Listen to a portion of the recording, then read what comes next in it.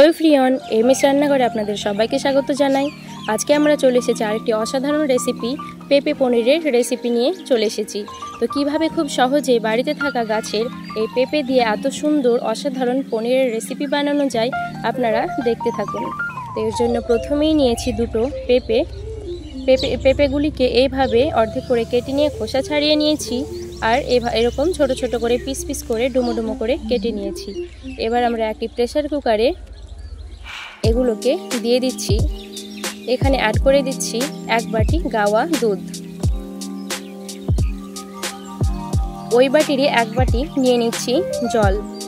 এবার আমরা প্রেসার কুকারটাকে গ্যাসে বসিয়ে দিচ্ছি এবং এটাকে সেদ্ধ করে নিচ্ছি।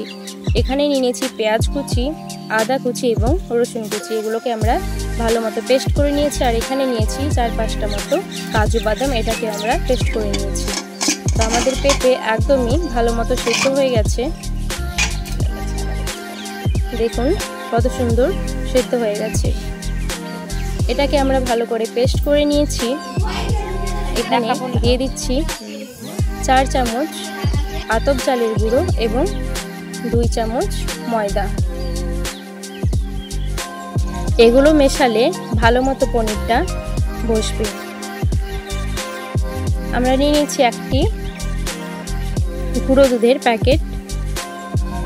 তো গুঁড়ো দুধটা ঢেলে দিলাম। এখানে নিয়ে নিচ্ছি 1/2 চামচ লবণ, আর দিয়ে দিচ্ছি একটি ডিম। ডিমটা আপনারা স্কিপ করতে পারেন, চাইলে দিতেও পারেন, আবার নাও দিতে পারেন।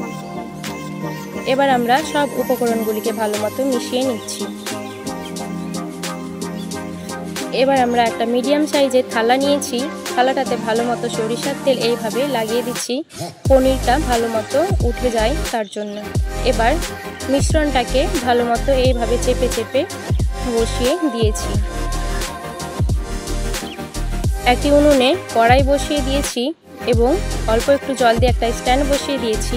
জলটা ভালো মতো ফুটে আসলে আমরা থালাটাকে বসিয়ে দিচ্ছি এবং ঢাকনা দিয়ে ঢেকে রেখে দিচ্ছি 20 থেকে 25 মিনিট মতো। আমাদের 25 মিনিট হয়ে গেছে। এবার দেখুন পনিরটা আমাদের খুব সুন্দর তৈরি হয়ে গেছে। এটাকে আমরা একটি পাত্রে ঢেলে নিয়েছি। এটাকে এবার পিস পিস করে কেটে নিচ্ছি। দেখুন কত সুন্দর পনিরগুলো কাটা হয়ে গেছে। এবার আমরা এগুলোকে তেলে ভেজে নেব। তো কড়াইয়ে দিয়ে দিচ্ছি সরিষার তেল। তেলটি ভালোভাবে গরম হয়ে আসলে আমরা পনিরগুলোকে ভেজে নেব।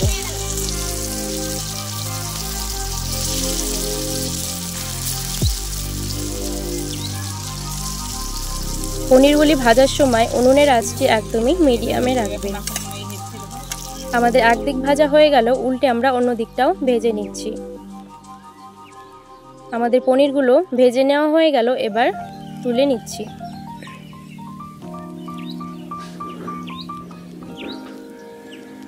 একইভাবে আমরা বাকি পনিরগুলিকেও ভেজে নেব। ভিডিওটি ভালো লাগলে লাইক করবেন, চ্যানেলে নতুন হলে অবশ্যই সাবস্ক্রাইব করবেন, আর বন্ধুদের মধ্যে অবশ্যই বেশি বেশি করে শেয়ার করে দিবেন। আমাদের একদিক ভেজে নেওয়া হয়ে গেল। এবার অন্য দিকটাও ভেজে নিচ্ছি। তো দেখছেন তো বন্ধুরা, কিভাবে খুব সহজেই এবং অল্প সময়ে এত সুন্দর পনির রেসিপি বানানো যায়। এবার আমরা পনিরগুলোকে তুলে নিচ্ছি।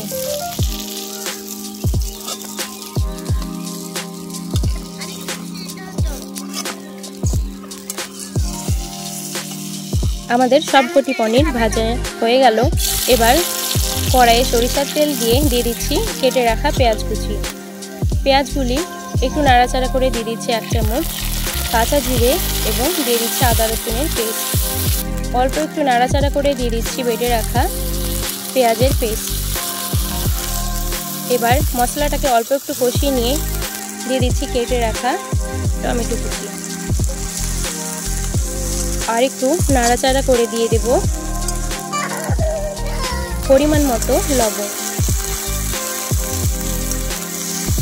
দিয়ে দিচ্ছি 1/2 চামচ হলুদ গুঁড়ো, 1/2 চামচ লঙ্কার গুঁড়ো আর 1/2 চামচ ধনে গুঁড়ো। ভালোভাবে নাড়াচাড়া করে মশলাটাকে কষিয়ে নিচ্ছি। একটা দিয়ে দিচ্ছি তেজপাতা, আর দিয়ে দিচ্ছি কেটে রাখা কাঁচা লঙ্কা কুচি। লঙ্কাগুলি দিয়ে আরেকটু নাড়াচাড়া করে অল্প একটু জল দিয়ে ভালোভাবে মশলাটাকে কষিয়ে নেব আর টমেটোটা সেদ্ধ হওয়ার জন্য 5 মিনিট ঢাকা দিয়ে রেখে দেব। আমাদের 5 মিনিট হয়ে গেছে এবং টমেটোটাও ভালো মতো সেদ্ধ হয়ে গেছে।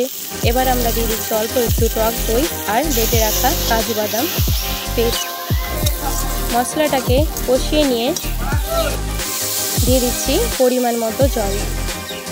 তো জলটা এখানে একটু বেশি দিতে হবে, কারণ গ্রেভিটাও আমরা বেশি বানাবো আর আমাদের গ্রেভিটাও বেশি বানাতে হবে, কারণ পনিরগুলো জলটা টেনে নেয়।